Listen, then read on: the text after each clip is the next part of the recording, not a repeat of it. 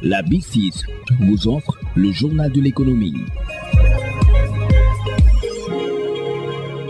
Bienvenue dans ce journal de l'économie.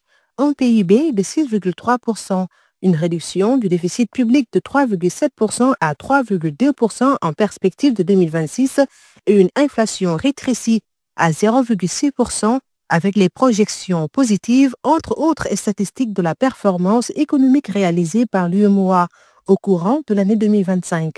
À l'occasion de la réunion ordinaire du Conseil des ministres de l'Union tenue ce lundi au siège de la BCEAO à Dakar, les ministres ont loué les progrès et entendent garder la dynamique. Compte rendu signé Malamine Mané. C'est une économie communautaire en plein progrès qui a été présentée par le président en exercice de la commission du Conseil des ministres de l'UEMOA, Adama Coulibaly, qui parle d'ailleurs d'économie dynamique et détaille les bons points de l'Union. Au sein de notre zone, l'activité économique est restée dynamique avec une progression de 6,5% du PIB au deuxième trimestre 2025, après 7% le trimestre précédent. Pour l'année 2025, la hausse du PIB réel de l'Union est estimée à 6,3%, au même niveau que celle enregistrée en 2024. Cette évolution a été portée par l'accélération de la consommation intérieure, notamment celle des ménages, ainsi que par la poursuite des investissements dans les infrastructures énergétiques et de transport. Le taux d'inflation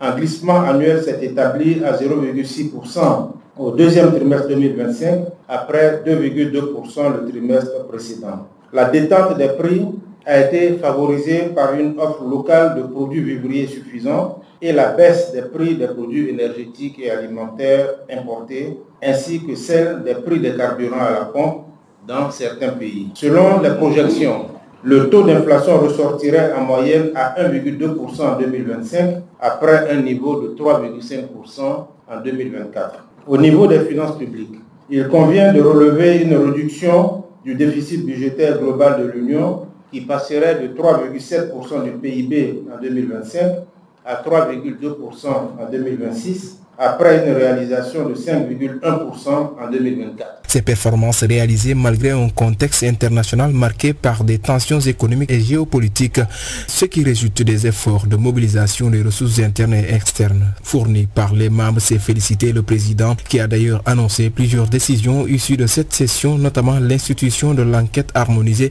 sur les conditions de vie des ménages de l'Union.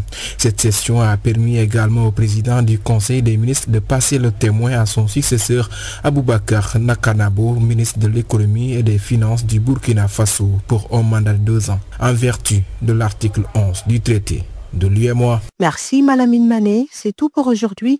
Rendez-vous demain pour un autre journal de l'économie. La B6 vous a offert le journal de l'économie.